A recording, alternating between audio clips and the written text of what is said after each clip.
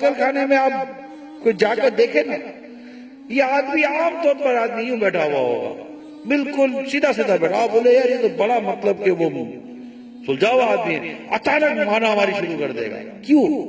इसका बैकग्राउंड क्या है? पैसे वाला है, इसकी औलाद पैसे वाली है, बंगले वाला है, देखने में भी बड़ा खूबसूरत है, सब कुछ सही है, तो ये इधर क्या कर रहा है पागल खाने में? एक नेमत चली गई, क्या? अक्ल।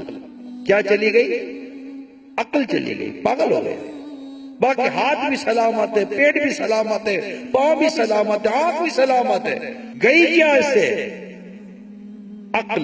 अक्ल चली गई, पागल हो गए। बंदा गौर करे, आपके और मेरे पर अल्लाह ताला ने अक्ल दी है, हम सोच रहे हैं, समझ रहे हैं, हमें अंदाजा है कि मुझे करना चाहिए नहीं करना चाहिए, कैसे खाना है कैसे नहीं खाना, बंदा अक्ल से सोचता है। यहाँ चलते चलते इधर हो जाऊं, यहाँ हो जाऊं, पागल नहीं सोचता है, उसकी अक्ल चली गई है। अल्लाह ताला ने हमें अक्ल दी है, कितनी बड़ी नेमत है, बंदा गौर करे, कितना नादान है कि अल्लाह ताला की इस दी हुई नेमत को अल्लाह ताला के दीन के लिए खर्च ना करे, कि मेरे रब ने मुझे अक्ल दी है, इतनी बड़ी नेमत है, मैं अपनी अक्ल को अल्लाह के दीन पर खर्च करूं, उसके दीन इस्लाम की तालीमात के लिए खर्च करूं, कि क्या जब वो अपनी रहमत से मेरी अक्ल में और बरकत दे। लेकिन हम अपनी अक्ल को दीन के लिए इस्तेमाल कितना करते हैं, दुनिया के लिए इस्तेमाल कितना करते हैं, ये अक्ल वाले सोच रहे हैं।